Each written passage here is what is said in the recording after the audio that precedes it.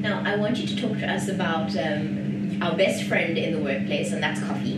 I know that so many of us operate on vast amounts of coffee to get you through the day, to wake you up, to keep you going. Obviously, this can't be healthy for us. Tell us about the effect that coffee has on your system. Well, I think with coffee, as with many other foods, it's all about balance.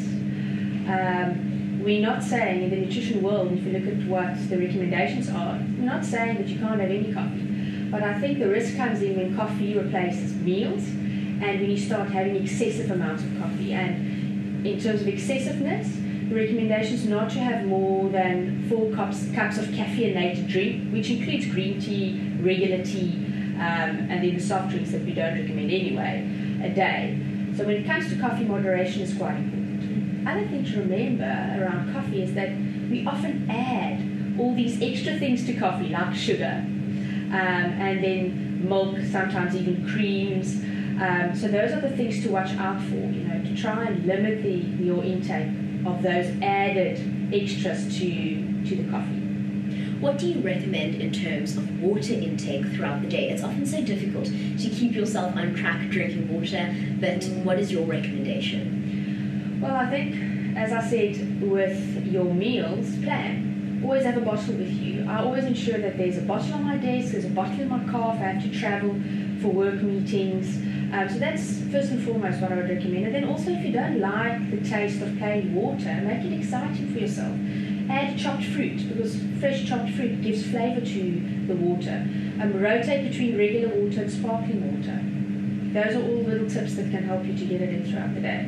And to try and ensure that you drink often throughout the day. Often, that 3 o'clock slump you spoke about is because you're dehydrated.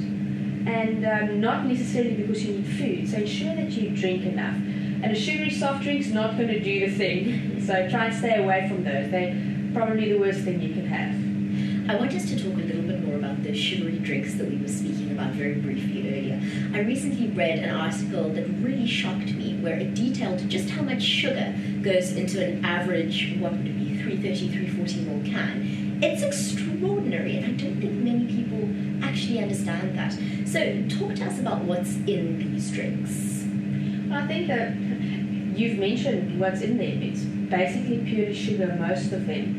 And depending on the size of soft drink, it can be anything from 6 to 13 teaspoons of sugar. That's extraordinary. That's quite a lot. If you look at what the World Health Organization recommends, it recommends that we shouldn't be taking in more than 5% of sugar from our total energy intake. And if you do the maths and the calculation, which you probably won't do, but we do as dietitians, that means that as an adult, you're actually not supposed to have more than 4 to 5 teaspoons of added sugar per day.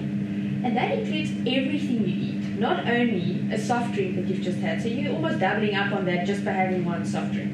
And the other thing that we're concerned about when it comes to soft drinks is that it basically robs you from other nutrients you could have had from either a healthy food or a healthy drink, especially in children. Let's take milk, for example.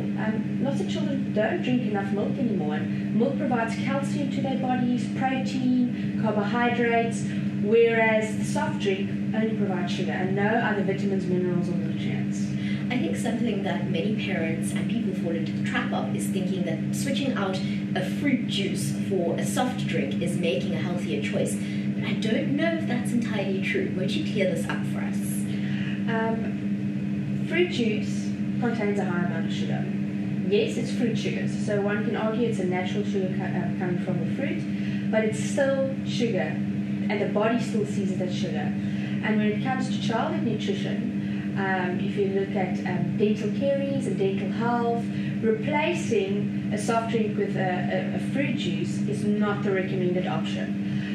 So we usually recommend to parents, if they do want to give fruit juice to their children, or even just adults, always dilute it down with water, because the quantity of sugar in a soft drink compared to a fruit juice of the same serving size is very similar. That's quite worrying. Yeah. Now, we've spoken so much this morning, but what can our viewers at home, or rather where can they go to get more information? I know you mentioned there's a website. Where can they go?